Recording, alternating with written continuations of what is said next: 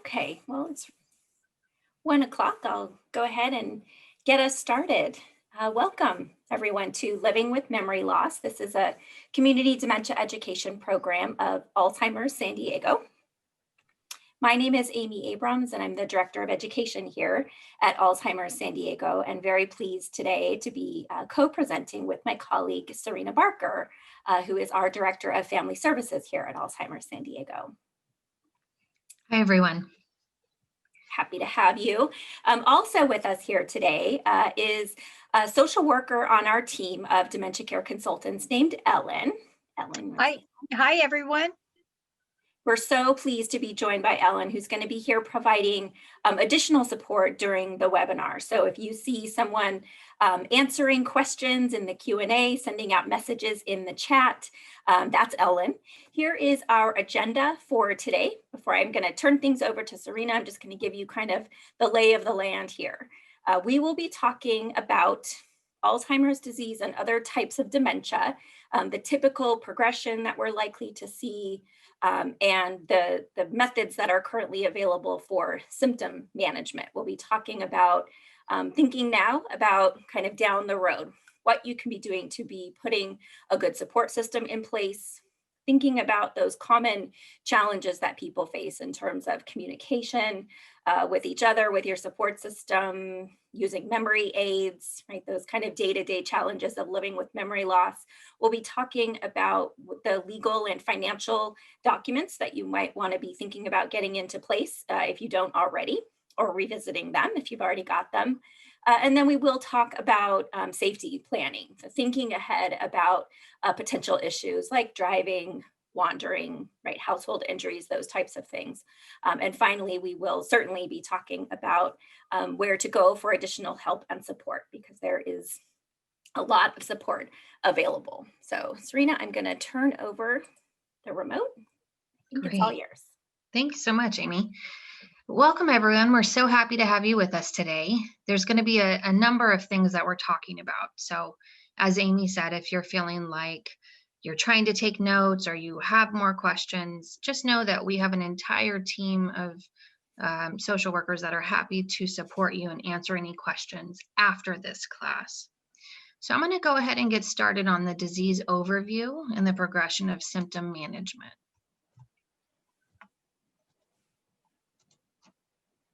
Okay, let's start with what dementia is. For many of you, I would say a common question that comes up is, what is the difference between Alzheimer's disease and dementia? Is that something that you've been thinking about? It's very common. We get asked it very frequently. And what we say is that, dementia is actually a group of symptoms caused by an underlying medical condition that impairs cognitive function. So a person might have difficulty with language. They might have difficulty being in a familiar place and not knowing where they are. It could cause behavioral changes.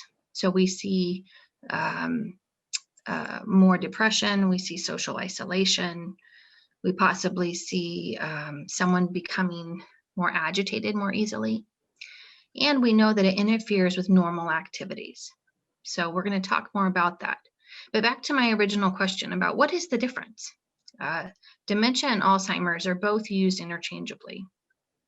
Dementia is really an umbrella term of symptoms that talks about cognitive function, behavioral change, and changes to your normal activities. Alzheimer's is the most common type of dementia. So the way that we like to think about it is, if I were to tell you that I had the flu, which I don't, that just means that I'm sick. I could have a number of symptoms. So with dementia, there's over 100 different types of dementia. So what we know is that dementia is not a specific disease. So if you're watching today and someone's been diagnosed with dementia, I'd actually recommend that you get a second opinion, because that's not an actual diagnosis. We also know that it's not a normal part of aging. So it's very normal for all of us to walk into a room and forget why we went into that room. right? We are just as old as our brains are. So it's going to take a little bit of time for us to process, okay, why did I come into this room? Someone living with memory loss and dementia, it's difficult for them to retrace their steps. So it's not a normal part of aging. It's difficult for them to recall why they're actually in that room. And lastly, dementia is not exclusive to older adults. So we see about 10% of the population being diagnosed with some form of dementia under the age of 65. Next, I'm going to talk about the progression of the disease. So if you're watching with us today and you're thinking, gosh, there's so much to know, I need to do this today, I need to do this tomorrow, and you're feeling really overwhelmed, I'm here to tell you, you have time. Specifically with Alzheimer's disease, it is a slow, progressive decline over time. So if you are in the early stage of the disease, it's a great time for you to really start getting educated and getting more involved.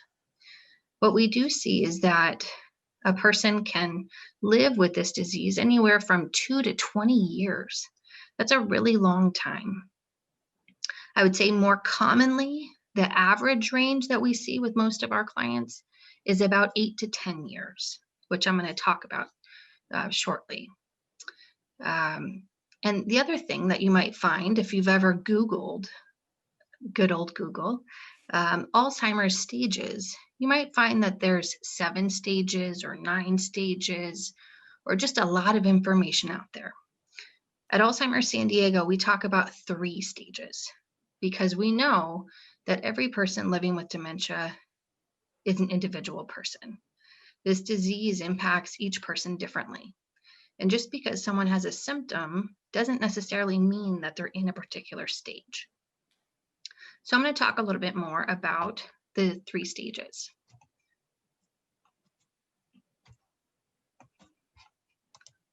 I'm sorry, I'm having some issues with my slide change. Let's start with the early stage or the mild stage. In this stage, it usually lasts about 1 to 3 years. And what we find is that individuals are fairly independent. There's still a lot of things that they can do. It's the short-term memory loss that's most present. So a person can tell you all about their life, all about their history, their hobbies, their interests, their career in great detail. But it might be difficult for them to tell you maybe what they had for breakfast that morning. We also see occasional confusion, disorientation. Maybe they say, gosh, what is that person's name? I just can't, what is that? Or what is the name of that object? But they could still communicate very well. We also see some changes with what we call activities of daily living. You're going to hear this phrase talked about often. The acronym is ADL. So this is the driving, money management, meal preparation, bathing, toileting, moving around. That's what we're referring to. So in the early stage of the disease, we will see difficulty in some of those tasks. So if you think about it, normal aging would be something like, you know what, I forgot to pay one of my bills this month. What's not normal is when you forget to pay all of your bills in the month, if that makes sense.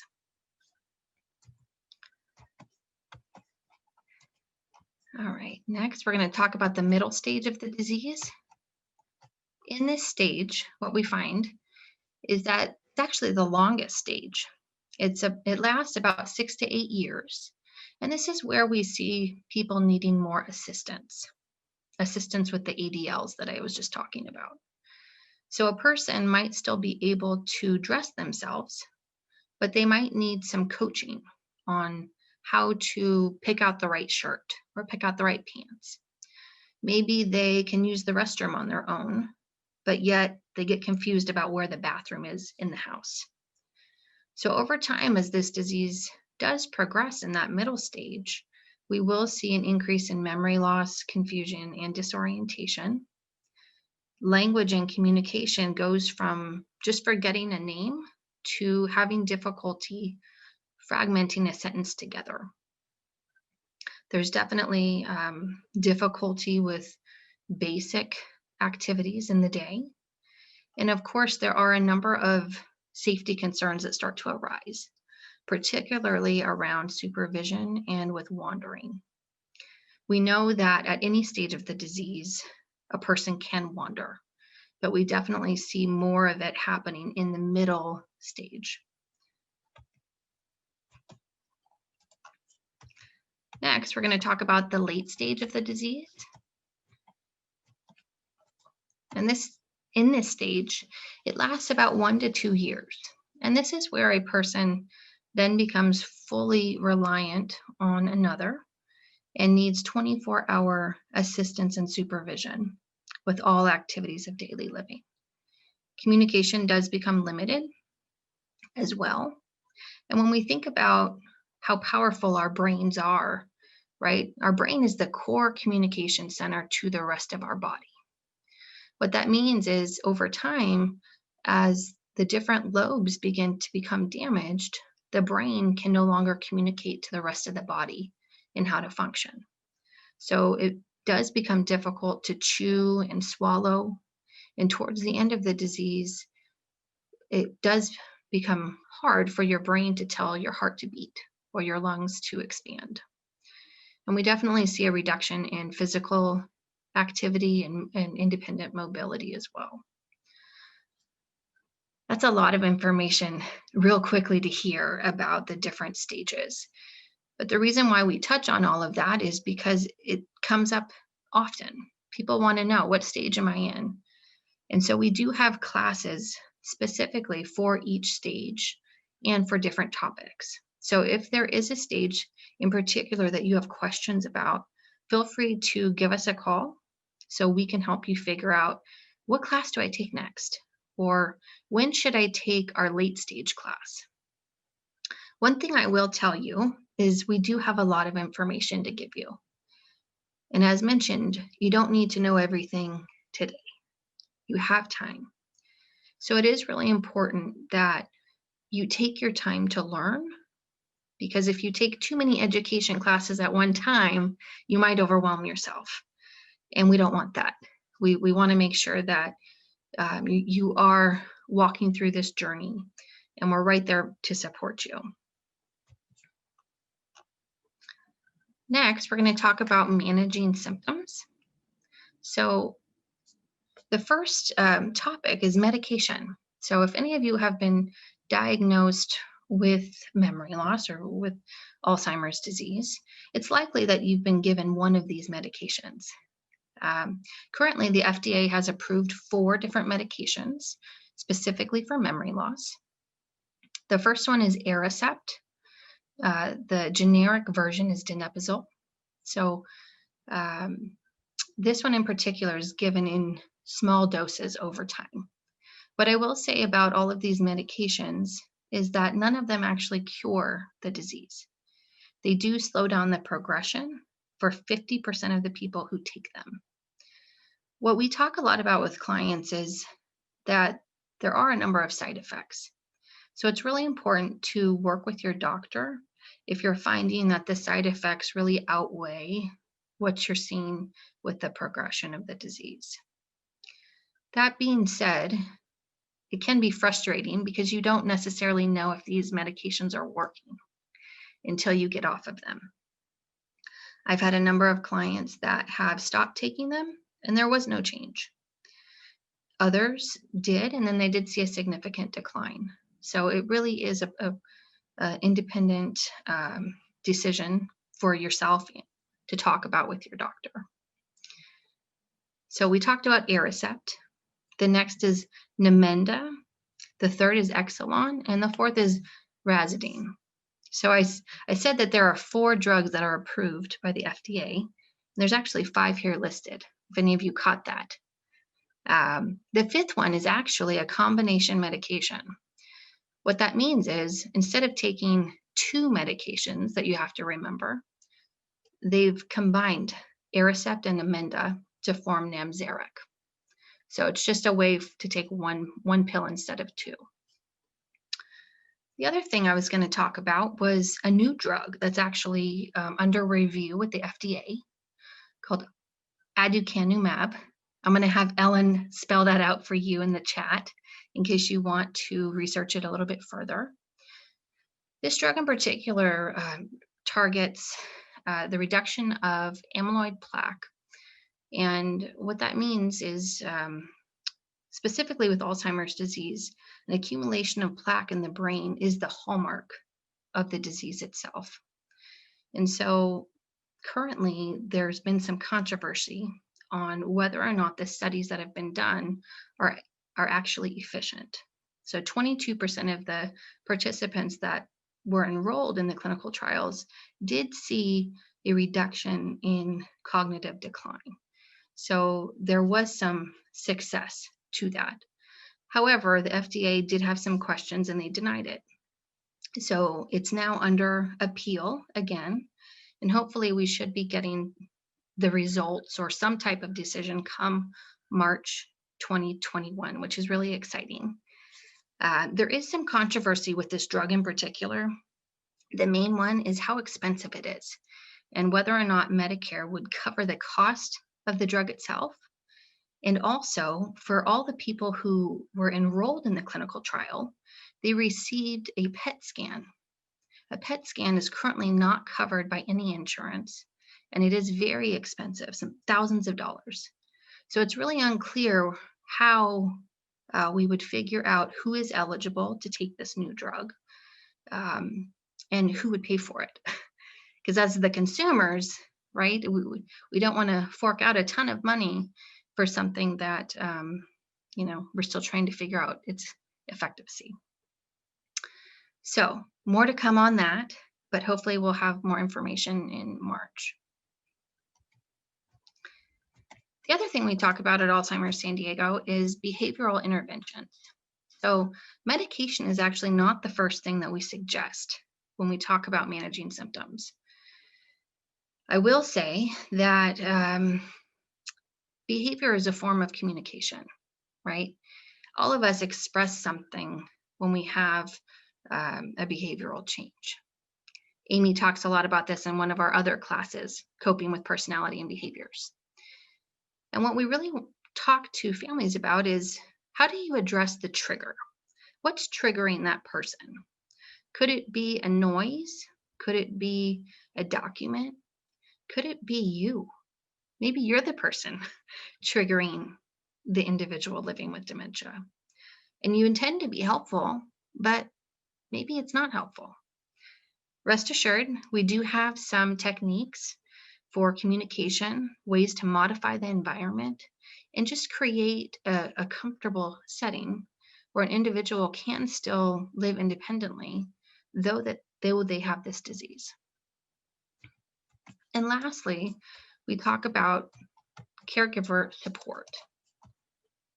Oh, excuse me. So we definitely have a number of education classes to talk about various stages of the disease, various symptoms, skill building. We work with a number of community partners here in San Diego. So if we don't have what you need, we're going to find someone who does. And then definitely the respite support. So we have a program internally used to bring the care partner some time away. As you know, nobody should be with another person 24 hours a day, 7 days a week. It's not healthy for any of us. But thankfully, all of us are here to support you. And I want to mention, when we talk about the term caregiver or care partner, I want to just define what that means really quick. A caregiver or care partner might not be the person who's providing all the care to another individual. It could be a friend, it could be a family member, maybe it's a child living out of state. It's anyone who's part of the support system. So as we continue with this presentation and use that term, just know that it's used in a variety of ways. Next, we're going to talk about adjusting to a new normal. I had to smile when I saw this slide because I thought, you know what, everyone attending this webinar today should give themselves a pat on the back. We've reached December 2020 of one of the most craziest years, right? We've all had to adjust to a new normal. And so it makes me think back on, gosh, think about how much you've overcome this last year, just with all the things that we've had to adapt to. I know having a diagnosis of dementia or Alzheimer's is another adjustment, but it's to say you do have coping mechanisms in place. So that's a great thing. I want to encourage all of you to acknowledge your feelings. When you learn of a person having Alzheimer's disease, a lot of things can come up. Maybe you're upset, maybe you're angry, maybe you're sad, maybe you don't know what to do. On the flip side, maybe you've looked at your life and you're really grateful that you've been able to do so much. Maybe you have a good support system, maybe you don't. Whatever that looks like for you, we are human and we all have feelings that come up.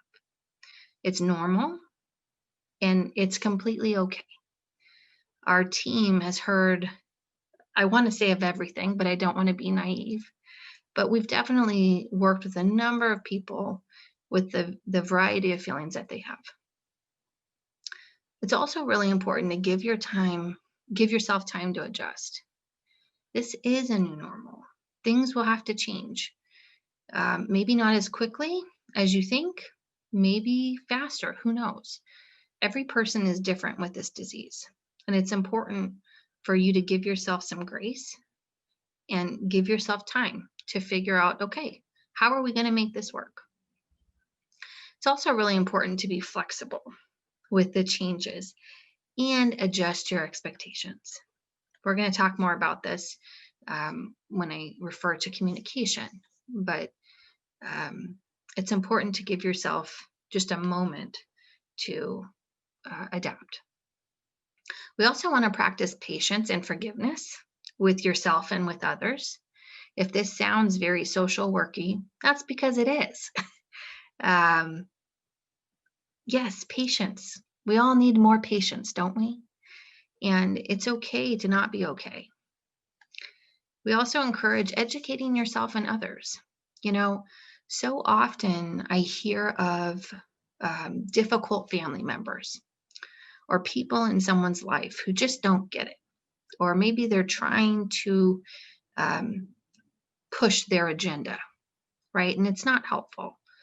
I always want to let families know or individuals know, have them call us. We're the professionals. We're happy to talk to anyone in your life that needs more education. Sometimes hearing it from us can help set up the perspective a little bit differently. So that way, it's not just on you to have these conversations. It's on us to help educate and coach them to support you better. And we also talk about developing a support system. Amy's going to touch on this a little bit more, but all of us need a support system, whether that's a handful of people or a whole community of people. We all need some support.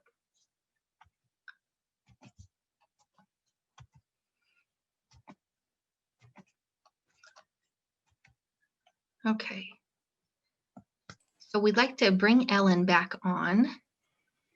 I want to see if there are any questions that have come up in the chat that I haven't been watching that Amy or I can address. Ellen actually pointed me toward a good one, so I'll start there, and then Oh, Ellen, okay, please great. feel free to chime in with any others that have come in. Sure. But we had a question about mild cognitive impairment and how that differs from Alzheimer's disease and other types of dementia in terms of its progression. If I may, if you don't mind, if I click back a few slides here, I'm going to take the remote control back. Sure. And I want to bring this back up just so that I can draw a comparison. So what you see on this image here is this long, slow progression over time that is typical of Alzheimer's disease and most other forms of dementia. Mild cognitive impairment, or MCI, is something different. It is not actually a type of dementia. It's its own sort of standalone diagnosis that someone might receive when testing reveals that there are significant changes, either in memory or in one of these other cognitive domains that Sarina was talking about, problem solving, behavior, physical functioning. If there's changes in one of those areas, but not in two or more, and they're significant enough to sort of show up on a test, it's a marked change from what's normal for you, but they're not significant enough that they're interfering with daily life. That sort of meets the criteria for what's called mild cognitive impairment, or MCI. It's sometimes thought about as early or pre-dementia. That's not exactly accurate. But what we do know is that about half of people who get an MCI diagnosis, within 5 years, they will receive a diagnosis of Alzheimer's or another type of dementia. So what we think is happening is that the symptoms are being detected sort of pre-clinically before the person sort of reaches this early stage of the disease that you see on the screen here.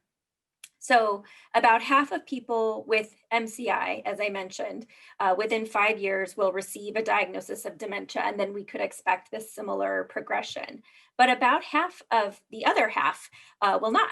Those cognitive changes, the thinking, the memory, whatever the change was, it will remain fairly stable throughout the rest of the person's life, in the absence, of course, of other illness, injury, or disease. So the progression really looks different. It sort of levels off, right? Somewhere around here, wherever the first sort of dip took place, it'll just kind of level off, if you're able to see my cursor there. So that is the difference between the progression of the symptoms in MCI versus other types of dementia. And the medications that Sarina mentioned before are sometimes prescribed in mild cognitive impairment, but they're not actually FDA approved for that. That's sort of off-label. Another question that came in, Amy, is does a brain MRI help diagnose cognitive issues? So MRI, it's tricky. So what MRI does is it takes an image of sort of the shape, the volume of the brain, and it's really only, it's most valuable when it's compared to sort of normal or baseline. And so for a lot of people, the first time they receive the MRI is, when the doctor is attempting to make a diagnosis. And so they really have to compare that to what they would expect the brain volume, tissue, the function within those different regions of the brain, what they would expect that to look like in the average person. So yes, it can be used. MRIs are sometimes used in making a diagnosis, but not always. Often a diagnosis can be made without doing any brain imaging, or other imaging may be ordered, such as a CT scan. But CTs and MRIs are the most commonly prescribed, ordered types of brain imaging. And I just want to put a little plug here. We had some great questions on GPS locator, what to do for someone who's never done caregiving before and looking for some resources. I'm going to put the link in for the follow-up request so that we can work with you one-on-one for the resources for your unique situation. Yeah, and there'll definitely be conversation later in the presentation, specifically around a lot of those topics. We'll be talking about wandering when we get into safety. So yeah. Great. Anything else, Ellen? Nope, that's it for right now. Thank you for those answers. Sure. Thank you. Okay, great. See if my remote control is working. So thank you, Sarina. Sure. for so ably handling that overview of the disease. And now we're going to talk about that last point that Sarina made before we took a break for some questions, and that is the critical issue of building your support system. So what exactly do we mean by that? And again, we acknowledge we're getting a bit social worky on you, but these are important concepts. So Yeah. a strong support system, it might be sort of hard on your screen to make out all the words in those little bubbles circling that big center circle, but the big center circle is really the one that's most important, right? You are at the middle of it. Whether that you is a singular you, and that's you, the person living with dementia, or you, a care partner, or if it's a plural you, right? You as a unit, you as a team, you are at the support, you need to be at the center of your support system. A good support system is very open in its communication, right? People have a lot of information, they're sharing with each other. It's a responsive sort of organism, this support system. As Sarina described, the progression of the disease, while we never know exactly what symptoms any individual person will or will not experience, how long that progression of the disease will be, we do recognize things are going to change, right? This new normal that we've adjusted to, we've all sort of, okay, we've got the lay of the land. We know what we're doing now. We've got a system in place that works. Well, it's going to change on you, right? We have to continue to sort of reassess, where are we today? Where do we think we might be 6 months from now? So a good support system is able to recognize when things are changing and respond. It doesn't mean necessarily you always know what the right, the perfect next step is going to be, but you know that as a team, you can sort of all pivot together, staying focused on the needs of that that individual person in the middle here. Right? Recognizing that the most important thing that everybody's paying attention to within the support system is the well-being of the person who's living with dementia and their care partners. We really have to sort of look at everybody's well-being together.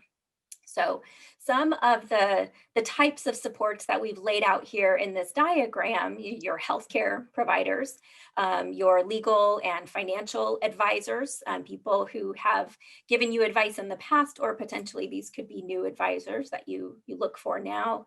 Long-term care providers, people who provide assistance with in-home care or operate residential care or adult day programs, for example. Community-based services, that's us at Alzheimer's San Diego. There are many other terrific resources here in the San Diego community and nationwide to support people living with dementia and their care partners.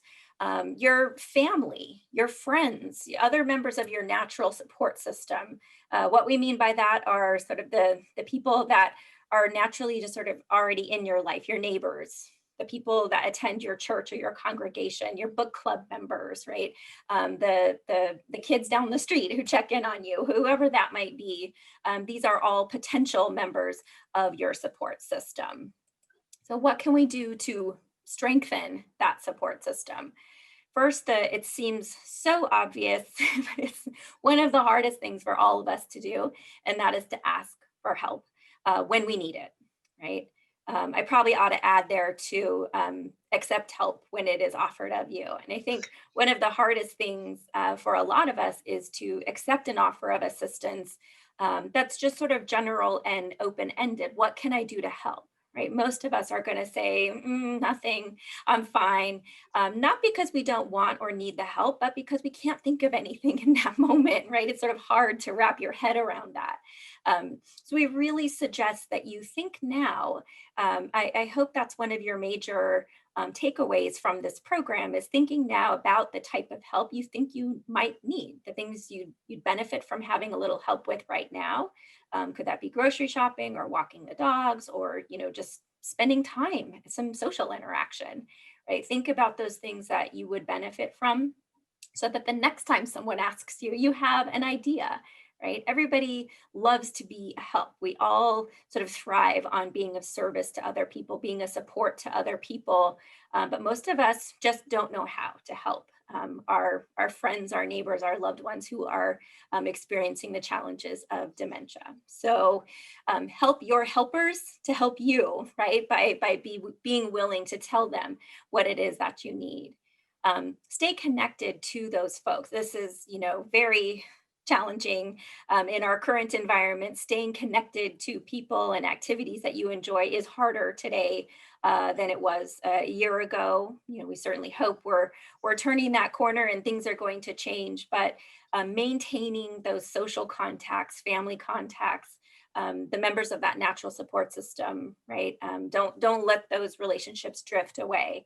So maybe that means connecting or reconnecting to a spiritual community if you belong to one or used to belong to one. Maybe that means finding a support and discussion group. We have a robust program of support groups all over San Diego County. I mean, back in the day when they were meeting in person, they took place all over San Diego County. Now they take place all over Zoom, right? Find your people. We can help you locate one if you have not yet connected to a support group. We'll talk about this again toward the end of the program. In building your support system, think about what do you need, who do you need in order to be able to take a break every day, right? If that's just like 5 minutes that you can lock yourself in the bathroom and be alone, then so be it, right? But you really need that respite in your life. Respite is just a fancy word for rest, right? It's an opportunity to walk away, even if temporarily, to clear your mind, right? If you're living with dementia, you and your care partner unquestionably grow tired of one another, right? We become impatient. We need changes of scenery. We need changes of people, right? So finding those opportunities for respite is not just the realm of the caregiver or the care partner, but also for the person who's living with dementia. So questions we are asked about often here at Alzheimer's San Diego is like, okay, I have this new diagnosis of a type of dementia or mild cognitive impairment. How do I break this news to people? How do I talk about this? And we are big advocates of talking about it to the extent that you feel comfortable, right? These conditions are still highly stigmatized and absolutely should not be. And the only way we're going to overcome this stigma is to share, right? Is to talk about the experience. Now, that is a very individual and a very personal decision. Certainly no pressure is intended for anyone to share when they're not comfortable, but we want to give you a couple of tips on how to share the diagnosis, the sort of who, when, and hows of facilitating these conversations, right? So first is who needs to know. Start there. Right? There may be people in your life that you want to know, but it can help to sort of chip away, just starting with the people, your family, your friends who might be noticing that some things are changing with you if you're still working. Certainly your employer may need to know. And don't leave children out of these conversations either, right? We can walk you through this, how to share information about Alzheimer's disease and other types of dementia with children. But certainly if we sort of leave them out, right, their creative little brains are going to fill in the gaps and come up with their own explanations about what's going on. And they don't always come up with the most helpful tidbits, right, explanations for what's happening with you. So do bring children and young adults into those conversations. When do we need to have this conversation, right? Whenever the person needs to know, whenever their life is going to be impacted by your symptoms, or when you want them to know, right? Whichever comes first, be my simple answer to that. And so how? Sarina mentioned this before, and I really want to emphasize this. You don't have to be the sort of bearer of all of this information and education for everyone you know. When you share that you're living with dementia, or you're caring, the person that you care for has a diagnosis of Alzheimer's or some other type of dementia, you're going to get questions, right? People have fears, people have concerns. There's a lot of confusion about what it is. And how you got it, and is there a cure? And people have a lot of questions, and it comes from a good and well-meaning place, but can be a lot for you to handle. So just know that we're here to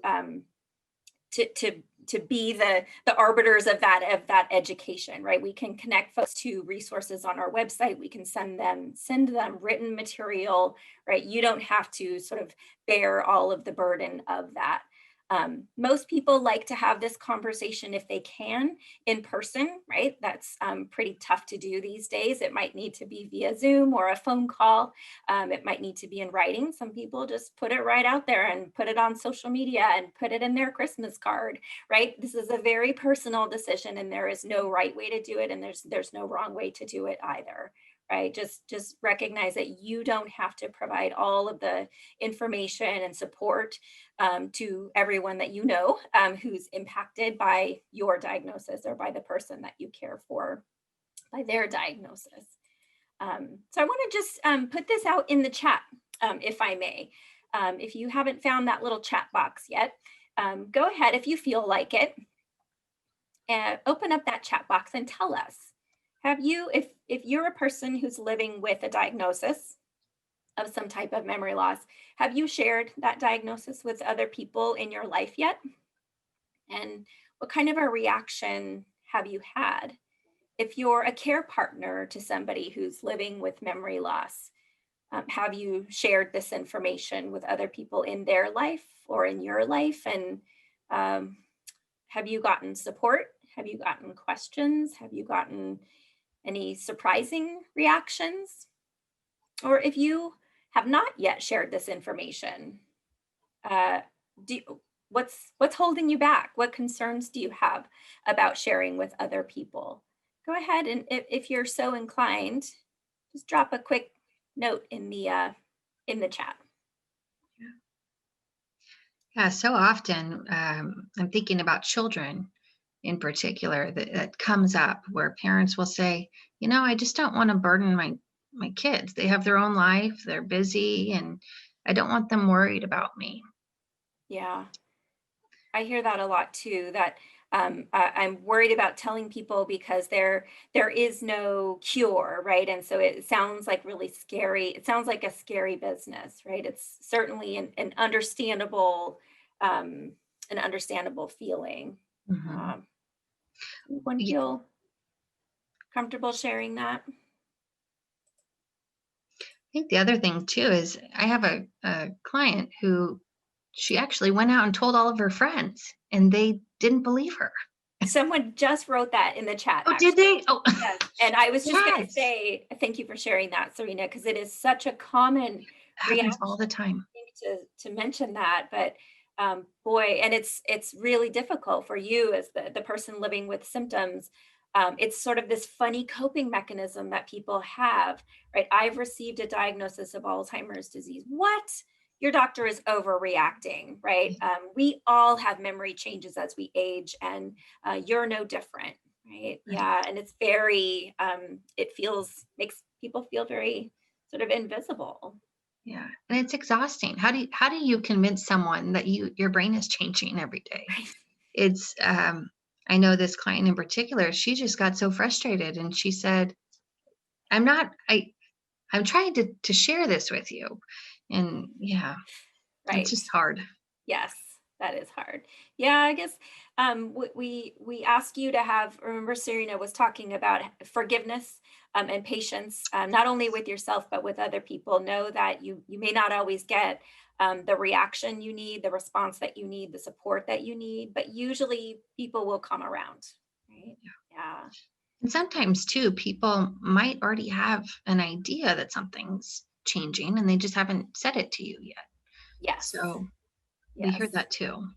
Yeah, that happened to me not too long ago in my life, right? That I learned that someone I know is living with Alzheimer's disease, and I didn't know that. I didn't have the information. I hadn't heard that yet, but I'd seen some things that were concerning, and it felt like a relief in a way as a friend, right? Just to know that this person also feels it and that they are getting care, that they're getting support. So your friends and your family may feel a strange sense of relief in hearing that information too.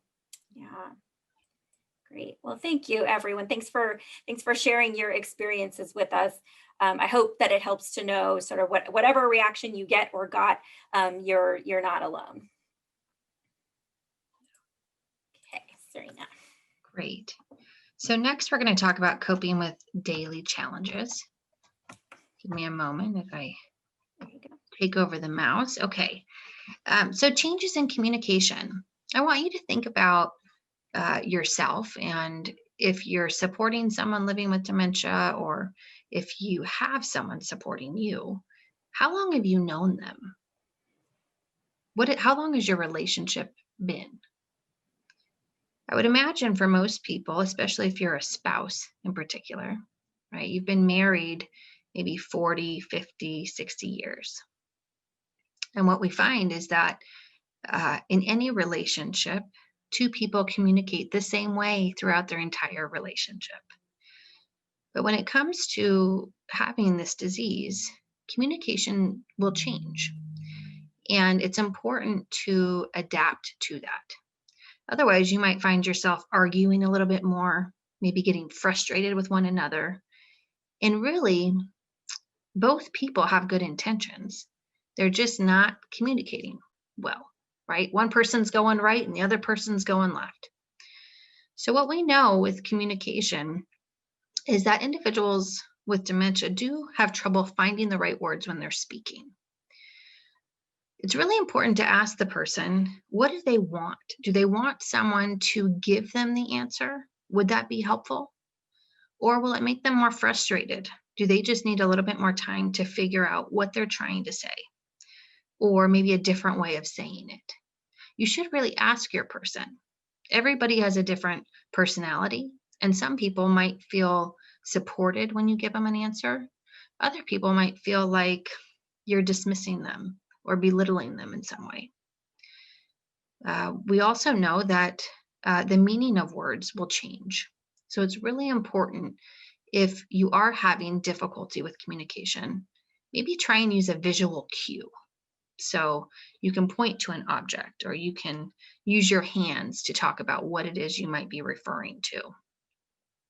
When we think about our brain, again, people living with dementia, their brain is working overtime every single day. And so being overstimulated with noise or too much distraction can actually create more problems with communication. So I'm thinking about taking mom to a family gathering, not with COVID, of course, but pre-COVID, right? Mom loves big family gatherings. But now at a family gathering, she's withdrawn, maybe she's upset. And really that could be she's overstimulated. There's too much background noise. It's difficult for her to follow conversations. We also know that a lot of people get frustrated when communication is not working. And you could be frustrated with yourself getting angry. Maybe you're frustrated with the other person. All of that's very normal. And so we actually have an entire class dedicated to communication strategies, specifically because this is a topic that comes up in, I would say, every single conversation that we have. We also notice that if an individual, if their first language is not English, they might start speaking in that first language. So an individual could be speaking in Spanish and English in the same conversation. So that language confusion is very common because that's part of the long-term memory. Remember that communication is a symptom of this disease. So with each stage, communication will change.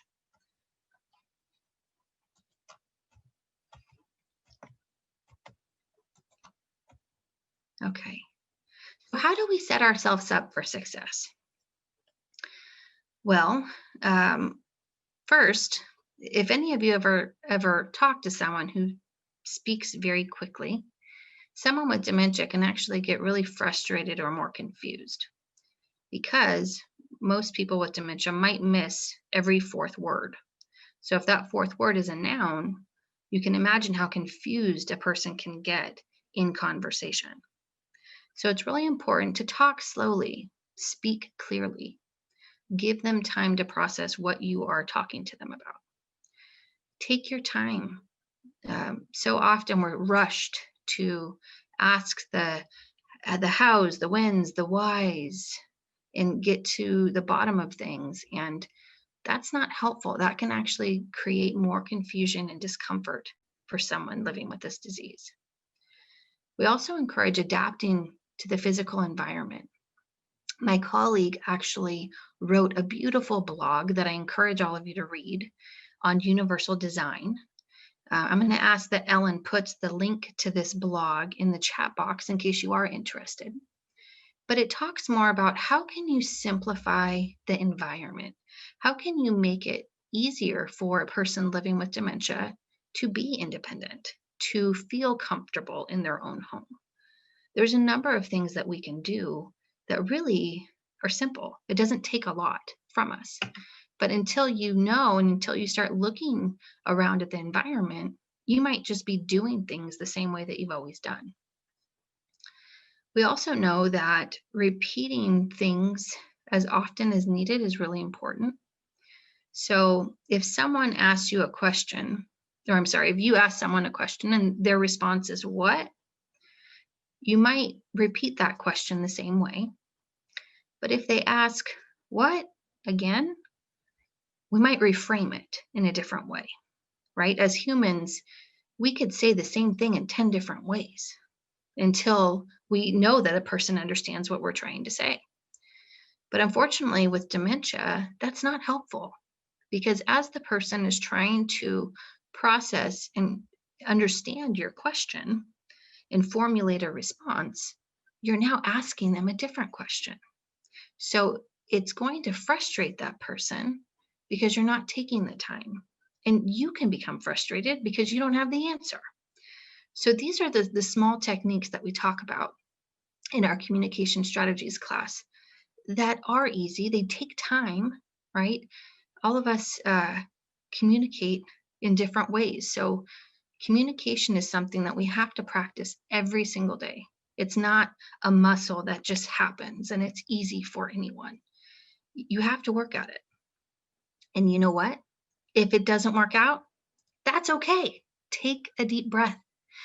Give yourself a moment. Take a break. Come back to that conversation. Because again, it's important that you stay steady, that you have what you need to be successful. And getting caught up in these minute conversations or these stresses is really going to hold you back when you should be spending your energy on a lot of other things.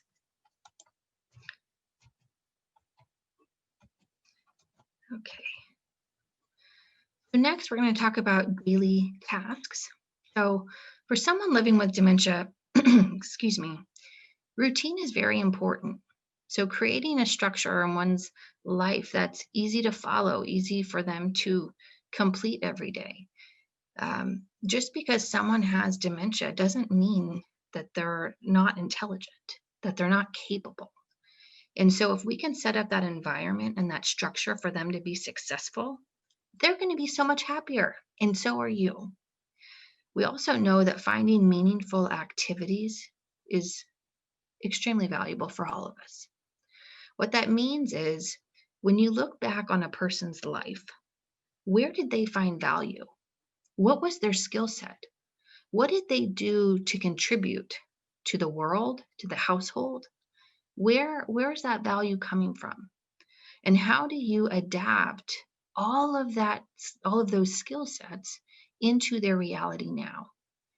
We all need to have purpose, whether or not we have dementia. And so having those meaningful activities where all of us can be helpful is really going to keep a person more engaged and stronger for a longer period of time. At Alzheimer's San Diego, we do focus on abilities. So unfortunately, a lot of people, when they're given a diagnosis of Alzheimer's or another type of dementia, they tend to think about all the things that they can't do. I can't do this on my own. I can't do this. My spouse is worried about this. My daughter's worried about this. And you miss everything that you can do. There's so many things that people can do. It might not be the same as it once was, but you could still do it. You can still participate in a different way.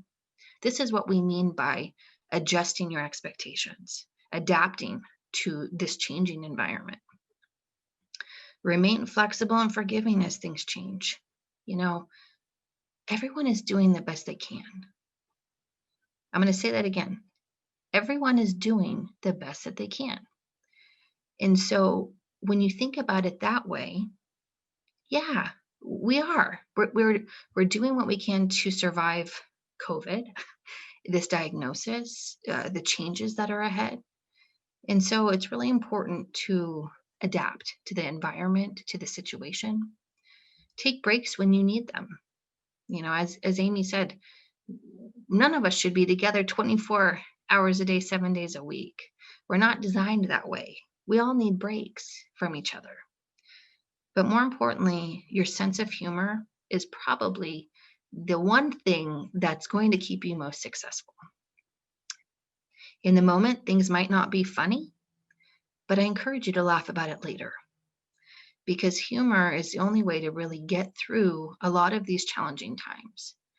And often when you can laugh about it, you relinquish that control that it has over you. You're not allowing it to ruin your day anymore. You're finding a way around it. More importantly, take care of yourself, right? You're going to hear this throughout your dementia journey. You need to take care of yourself. You need to do this. You need to do this. And so I'm telling you that again, right? Our brain is one part of our body. So just because your brain is changing doesn't mean you don't need to take care of the rest of you. You're actually going to do better long term if you take care of your whole body, your mind, your body, and your spirit. So we look at nutrition, right? Are you eating enough fruits and vegetables and lean meats and grains and beans, and not eating as much fast food? I talk about this as we're in the midst of the holidays. So if any of you are feeling a little guilty, I am too, right? I know I have a sweet tooth around this time of year. But as long as we're balancing out our diet and making sure that we are staying active. So that could be 15 minutes a day. That could be 30 minutes a day, maybe, that you're walking. But if you can't get out and walk and be as active as you'd like, we do have a really great class called Movement and Motion that teaches you ways to do different exercises and stretches while sitting. So even something as simple as while you're watching TV, there's still some physical activity that you can do. Sleep and stress management is another big one, right? All of us should be getting about 7 to 9 hours of sleep every night. And if you're not, why? What's causing you to stay awake? Stress is a huge one. If any of you are feeling overwhelmed, like you can't handle things anymore, that's a big red flag that you are stressed out. Give us a call. Let's talk about it. Let's figure out how we can simplify your life. Even something as simple as maybe having food delivered to the house instead of having you go out and go grocery shopping. The social and cognitive activities are also valuable to taking care of yourself. Just attending this webinar today is actually really great for your brain. Think about it. As I'm talking, you're processing everything that I'm saying. You're thinking about how it relates to your life. You're thinking about what questions you might have, right? You might be formulating a response. And again, we're doing that throughout this webinar. In terms of cognitive activity, this could be the word puzzles and Sudoku and concrete activities, or this could actually just be using your 5 senses. Amy teaches a great class talking more about how to use your 5 senses, right? The taste, the touch, the smells, the hearing, the feeling. all of those senses stimulate our brain in a very different way. So think about that. What else can you do in your day to bring some enjoyment to yourself? Injury prevention is another one where, we encourage looking around the house. Do you have clutter all over the floor that you could possibly fall over? Is there a loose board in the house that you've been meaning to fix and you just haven't yet? Or maybe you have a bad knee or a bad hip that you keep putting off. What is it that you can do to really reduce the possibility of injury happening? Definitely talk to your healthcare provider. They have a better view of your entire situation and can talk you through some other suggestions as well. And definitely, more than anything, if you get out of this webinar and you haven't done your legal and financial updates yet, we highly encourage that that's the first thing that you focus on. Amy's going to be talking about that in particular in the next section. But in the early stages of the disease, you have a choice. You have a say in what you want for end of life or what you want throughout this journey of the disease. I really encourage that you don't wait too long, because over time, as the disease does progress, individuals will not be able to communicate or make those decisions. So now is the time to make sure everything is up to date.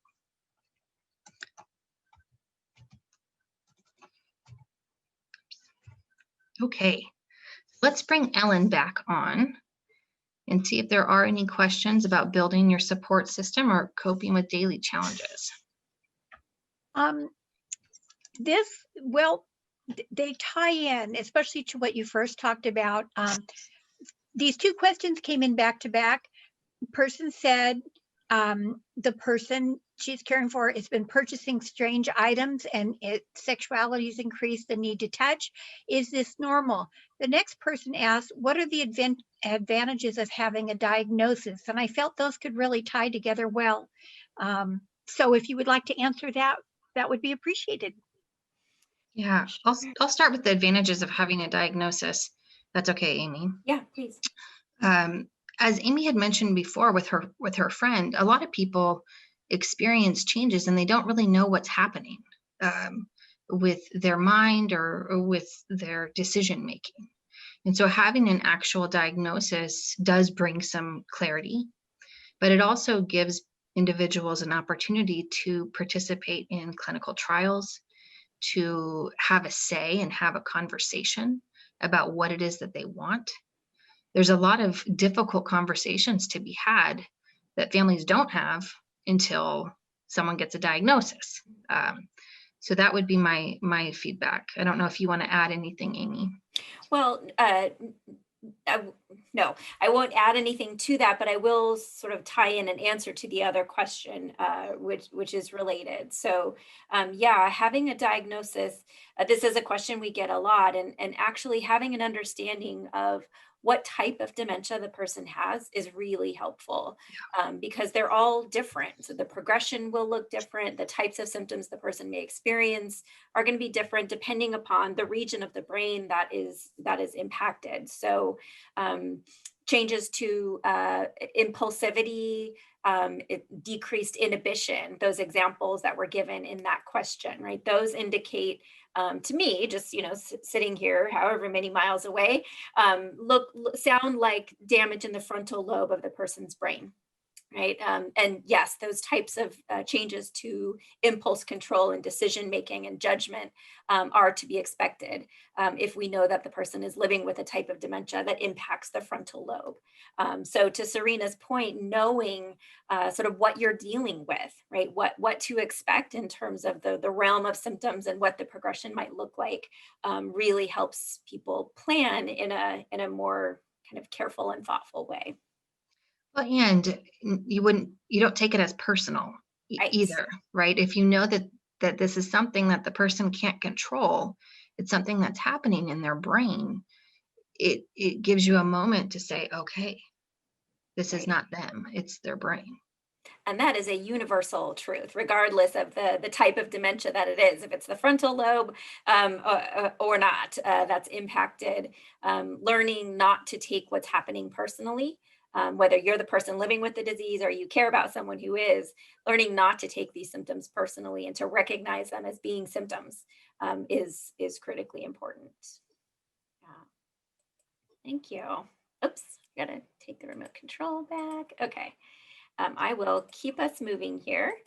We're going to talk pretty quickly here about legal and financial considerations. And I'm not being quick about this because it's not important. I'm being quick about it because we actually have a full webinar, a full program dedicated to this one specific topic. So I don't want to be redundant, nor do I want to present myself as an expert in this area. And we have estate planning attorneys who present that information. So our legal and financial basics class, our communication skills class, that movement and motion class that Sarina mentioned, all of those programs are offered on a regular basis live like this one, but they're also, recordings of them are also available in our webinar library, so you can access them anytime. But we still don't want to skip over them when we're talking about things you want to be thinking about and planning ahead for when you're living with memory loss. Doing some advanced care planning is chief among those things. We want to get you kind of get those wheels turning.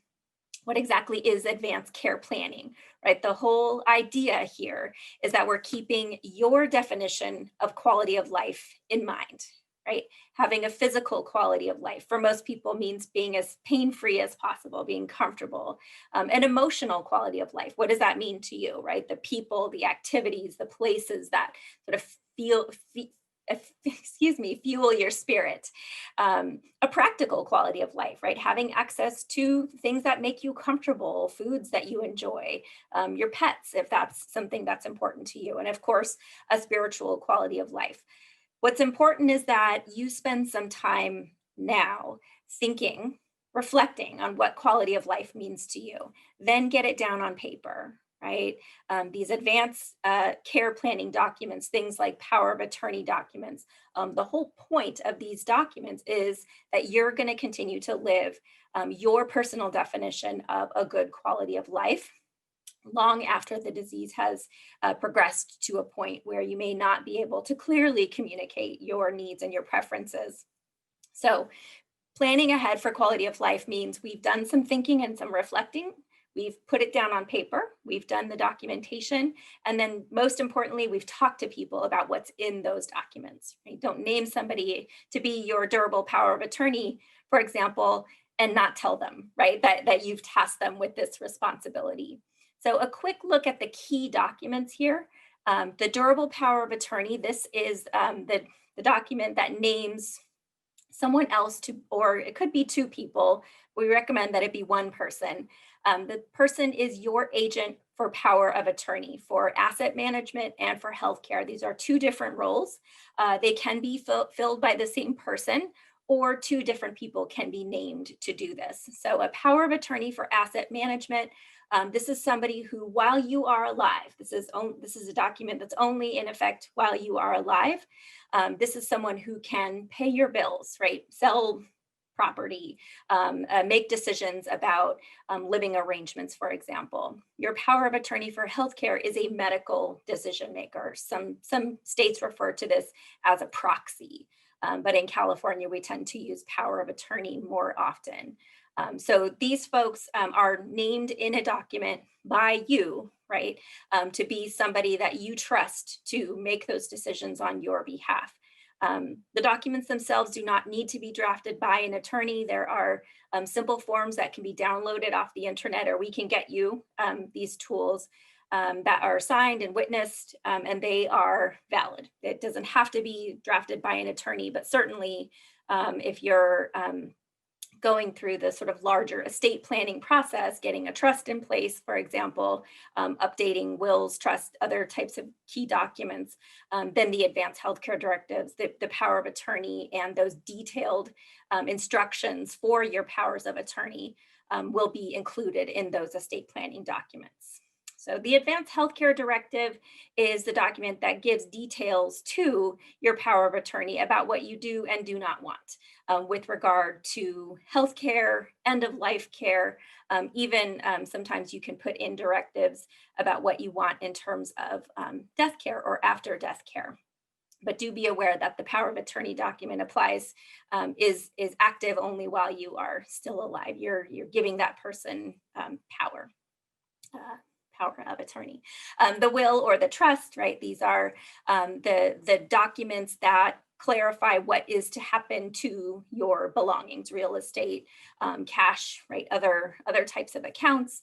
And again, often the power of attorney, the advanced healthcare directives are updated and sort of packaged together along with the trust during the estate planning process. The POST form and the Hipaa form. These are two very important documents. And again, not documents that require us to get attorneys involved. You can download these forms again off the internet, or we can get them to you. And what the POST form does is it gives your decision maker some detailed information about what you want and what you don't want with regard to life-sustaining treatment in particular. The difference between this and something like, say, a DNR, a do not resuscitate order, if you've heard of that.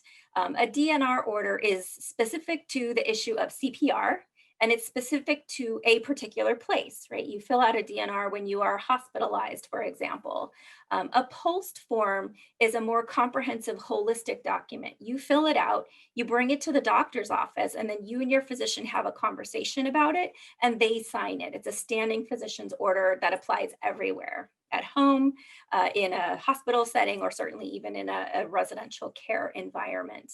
And a Hipaa waiver is just a document that gives other people in your life access to your healthcare information. It seems sort of trivial and unimportant, but even spouses, children sometimes have a hard time getting information from doctors.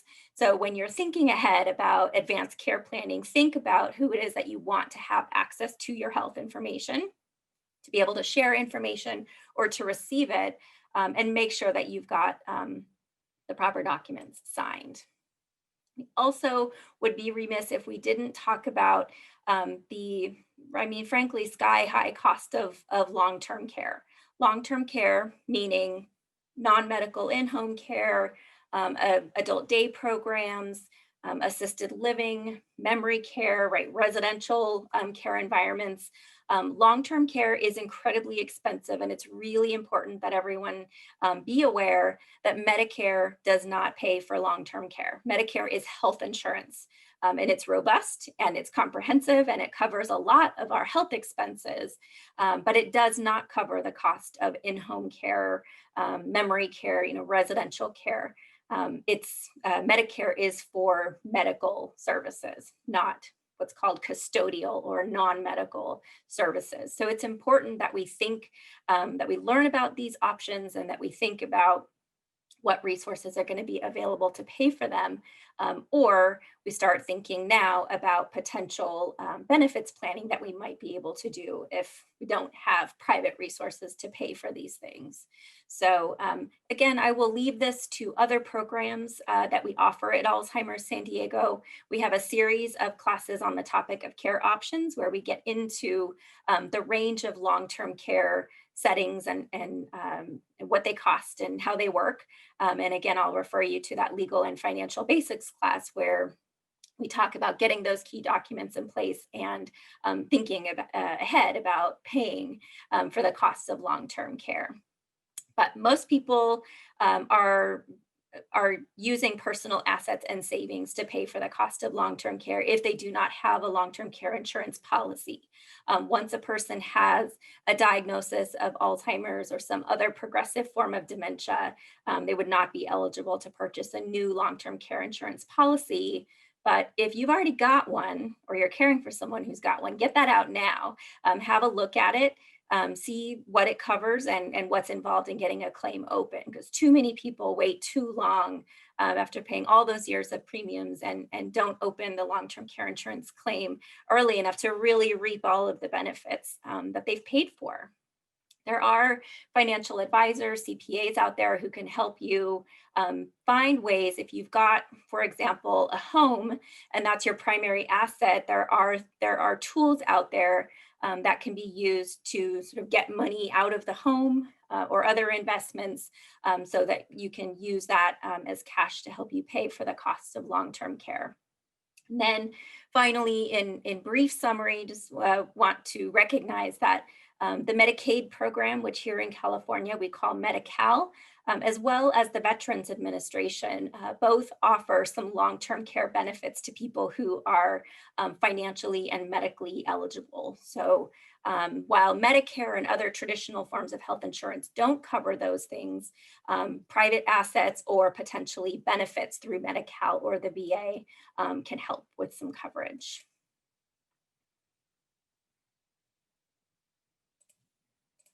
Okay, all yours.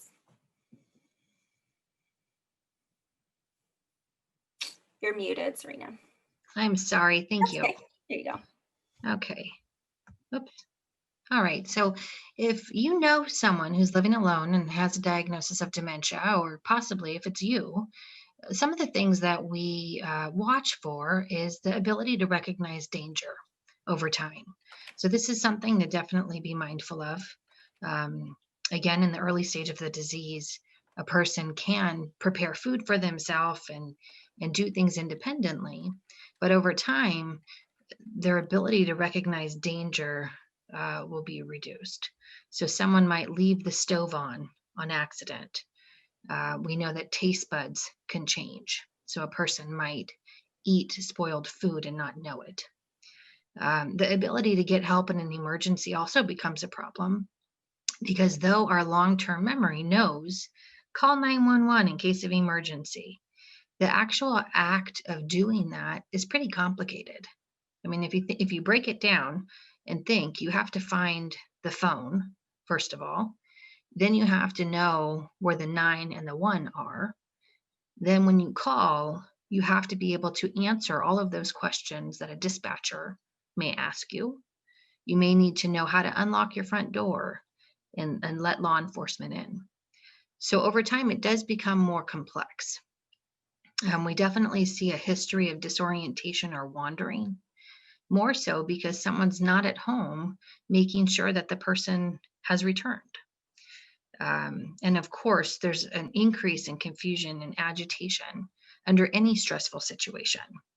So if you are living alone, or if you know someone who's living alone, encourage them to give us a call so we can start having these conversations about what are we going to do to plan ahead. Because eventually, over time, as the disease progresses, a person will need 24-hour care. Next, we're going to touch on medication safety. So if any of you are watching right now and have a variety of doctors that have prescribed medication, it's likely that those doctors are not communicating to one another. So what we recommend is that you actually use one pharmacy for all of your medications. A pharmacist is actually a very underutilized resource. A pharmacist can look at all of your medications and tell you, are any of these conflicting with one another? Could any of these be causing some of these side effects that I might be experiencing? That way you can really have control over your medication management. We also have a number of options for pill organization. This could be as simple or as fancy as you like. If you go on Amazon, there's hundreds of options, whether that be a Sunday through a Saturday pill organizer, or maybe a more fancy one could be a medication reminder that tells you, hey, it's time to take your medication, or hey, you missed your medication for today. Simple things like that can actually be really helpful aids to keeping you independent. Again, we talked about establishing routines and how important that is for someone living with memory loss. So you might want to maybe have medication by your toothbrush. So that way, when the person wakes up in the morning to brush their teeth, they'll see, oh yeah, it's time to take my medication. We definitely recommend only taking medications as directed. For many people, myself included, If I haven't finished a medication, I sometimes keep it in my medicine cabinet just in case the problem comes back. At least I have some left over. But over time, a lot of that medication expires. And if you have medication that you're not using in the same cabinet as medication you are using, the likelihood of confusing them or overdosing or taking the wrong one is much higher. So we encourage only taking the medications as directed. And if there are medications you're not using, put them in a bag of coffee grinds and throw them out.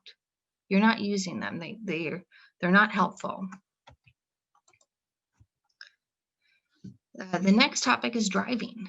So for most of you who have a diagnosis of dementia, you may have been informed about your driving abilities. So here in the state of California, by law, every physician who diagnoses someone with a progressive illness must report it to the DMV. And it's not because they're a bad driver, or maybe they have a clean driving record. They've always been a law-abiding citizen. It really doesn't matter about the experience or the skill set you've had with driving, because now this is a brain disease. And even if you're having a good day or a good week, you don't know when there's going to be a lapse in judgment or a lapse in where you're going. And you could get lost. You could hurt yourself. You could possibly hurt someone else. If you have had your driver's license taken, there is an Office of Driver Safety that you can make an appeal. And in this office, a hearing officer would be assigned to you to set up an interview, to ask you a number of questions, just to gauge your awareness, your cognitive abilities, learn more about your medical records, and possibly your driving record. From there, you would be required to take a written test. They're looking not only at if you're answering the questions correctly, but how long is it taking you to answer these questions? Is it a cognitive issue, or could it be a visual problem that you might be having? A lot of people have macular degeneration or glaucoma that impact their ability to take those written tests. So they're going to be talking to you about that. From there, then an actual driving test would be had. I say all this because that's how it was pre-COVID. Right now, the DMV is shut down. Although there are certain appointments that can be made. So if you are interested, I would encourage you to contact the DMV for the questions that you might have. Definitely partner with your doctor. And here in San Diego, we actually have a number of local transportation alternatives. Your doctor can talk to you about possible transportation, medical transport. There's also a number of other community agencies that provide a low cost option as well. So if this is your situation, feel free to call us and we're happy to share some of those resources with you.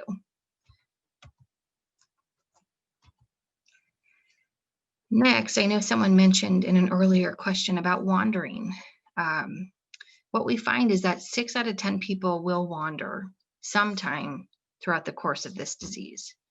It can happen by foot, it can happen by vehicle, it could happen by bike. Maybe you're at the grocery store and the person doesn't see the care partner on the right side and they go left. It doesn't just happen at nighttime when everyone's sleeping. It really happens at any time, at any place. So it's really important that you set up a local network.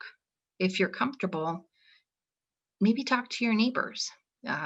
Having other eyes on a situation can actually be really helpful. Here in San Diego, there's a program called Take Me Home. This is a registry, a free registry with the Sheriff's Department, where you can go in and input all of the person's information, their address, their phone number, their emergency contacts. So in the event that a person does wander, you can call 911 and they can pull up that information and dispatch it out to all local responders immediately. There's also a facial recognition component of this program. So if a person does wander and law enforcement finds them and they're confused in some way, they can sync them up to this database to say, oh, here's your address. Let me call your first emergency contact. So it's really a good safeguard to have. The Medical Alert San Diego, it's just a medical ID bracelet. So this is something that we would encourage just in the event that someone does have a lapse in knowing who to call or what their address might be. We do not recommend having any personal information on your wrist or anywhere that it is exposed, just for potential of fraud. So Medical Alert has a member ID number. So a first responder could call Medical Alert and then retrieve all of your information. There are a number of GPS and technology options. This is something that really needs a personal conversation, because if you have a smartphone, you could use GPS on your smartphone, but that would require that the person has their phone with them at all times. There are a number of other options for watches or shoe soles, something you could put on a shoelace. So if that's something that you are interested in learning more about, call us so we can figure out what's actually going to work with the person living with dementia. Next, we're going to talk about firearms and other weapons. I will say this is a controversial topic. And again, it really just depends on the person. So this is another one of those situations where even if an individual has owned a firearm their entire life and they've been shooting throughout their childhood and so forth, that doesn't necessarily matter with this disease, because there could be just that day or that time that a person gets confused. Unfortunately, we see in the news sometimes that maybe a person living with dementia doesn't recognize their spouse and they think the spouse is an intruder, and then something happens. So what we suggest is either consider removing weapons from the house or transferring the ownership. If there is a weapon in the home that maybe has been passed down through generations, it might be time to start thinking about passing that down one more generation. If an individual must have a weapon in the home, we actually encourage using a gun lock. So Alzheimer's San Diego has a gun lock program. You're welcome to as many gun locks as you need. This just allows for the weapon to not have ammunition in it. You can keep the weapon in the home, it's just not loaded. We also suggest keeping all firearms in a locked safe, not in a shoebox in the closet, not by the bedstand. That's not safe. And definitely lock ammunition as separate from the firearm, so that way an accident is less likely to occur. If you don't know what to do about your situation, ask a professional for help or possibly ask law enforcement for assistance. We work closely with Poway Weapons and Gear, and they have said, if any of your families have questions about what to do, how to transport, right? If you're trying to get the weapon out of the house, how do you transport it in your vehicle, right? That creates a number of issues as well. So Ellen's putting a link in the chat if you would like to give them a call and ask them questions particular to your situation. Okay, so we have our third round of questions. If Ellen, you can come back on. Actually, we're right at our time here. I'm going to address, I've been keeping an eye. I haven't seen any related to legal, financial, or safety come in the last few minutes, but there was another question we didn't get to before on the topic of the diagnosis and sort of the test results, right? If somebody scored, for example, 29 out of 30, maybe on the Montreal Cognitive Assessment, one of the tools that is used very often. But I know, right, that maybe I can score a 29, but I know I'm not functioning at what the level that is normal for me, or I know that my loved one is not functioning at a level that's normal for them. How important exactly is that number? The number is generally that the scores are they are of most use when used in comparison to the last time you were tested, right? 6 months or prior. So it's not the be all end all. I would say trust your instincts, right? Tests are not sensitive to every change that's possible.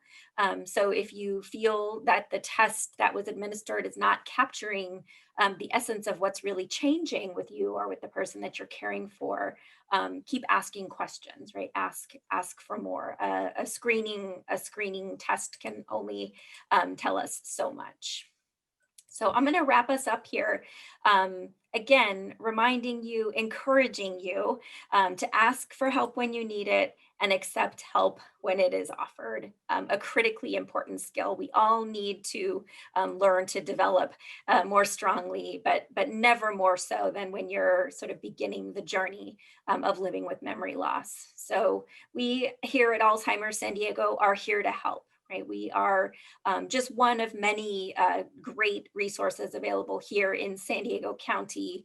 I always say, if we don't do it, we know someone who does. So give us a call and you'll be connected. Just call that main number, or you can reach us via email, via live chat. And ask to talk with someone. You'll get connected to one of our dementia care consultants, our social work team, who can help you find a support group, the right class. Some of these resources that Sarina's been talking about, gun locks, the wandering response system, enrolling in the Take Me Home registry, for example. If you need some of these documents that I was talking about, advanced healthcare directive planning, post forms, Hipaa waivers, give us a call. We can connect you to those things. We're also available for the fun stuff too. We have social activities. Everything's virtual, of course, right now. So we have outings, but they're virtual at the moment. We can help you arranging for virtual visits with an ALS companion. We can connect you to one of our Vitals volunteers who do telephone check-ins with people who are living with dementia that live on their own. And we also have counseling available through a licensed clinical social worker on our staff. All of our services are free. They're available to anybody in San Diego County or who's caring for someone in San Diego County who needs them. So it's pretty easy. We often say there's no wrong door. Just call the main number and tell us what you need, or fill out the form that in the link that Ellen's been sending out in the chat. Fill out that form. Let us know what you need, or frankly, let us know. I don't even know what I need. I just know I need a little support.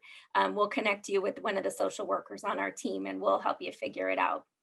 One program in particular I want to make sure that you're aware of is our 5-week Take Charge series. It's an education and support series for anyone who's living with a new diagnosis and care partners to come to together.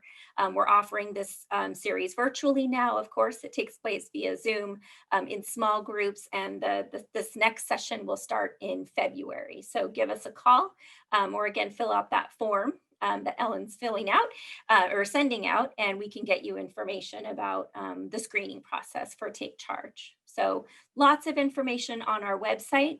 You can reach out to us by phone, send an email to the address you see on the screen here, excuse me, or submit a request for contact via the live chat that's available on our website, if not through that social work follow-up request form. Sorry. A couple of upcoming programs we want to bring to your attention. Thursday, December 17th, next week, we'll be doing a program on coping with personality and behavior changes. Some of the really good questions that came in today, we'll be addressing just those types of changes that you're seeing. We'll also be doing a drop-in education hour the week of Christmas on Tuesday, the 22nd. Excuse me. Available to anybody, no agenda, just come in, ask questions. If you had a question in a webinar, you watched a recording and you just want to run something past us, that's what we're here for. So all of that is available on the education page of our website. So when the webinar closes here in a moment, you're going to be directed to a short survey, and we would love your feedback on this program, if it was helpful, any suggestions that you have, as well as other topics that you'd like to learn more about. Any feedback that you'd like to give us, it's welcome. It's anonymous, so please speak freely. We'd love to hear from you. Again, as I mentioned at the beginning, we will be sending an email out with all of the program materials from today, including some of the links that were featured on the slides, and recordings of all of our programs, as we've mentioned, are available in the webinar library. So with that, I'll wrap us up. Thank you for hanging with us here today, a little later than planned. There's so much information, so much to be thinking about. We hope that it was helpful to you. And more than anything, we hope that you don't feel like you have to know it all. You have to remember everything that we talked about here today. Just know that we're here, right, for continued support along the way, or whichever direction this takes you. So my thanks, and thank you, Ellen, and thank you, Sarina, for being a terrific co-presenter here today. Yeah, thanks so much for having me. Lots of fun. Okay, so we'll see you all soon. Take care. Bye-bye. Bye-bye.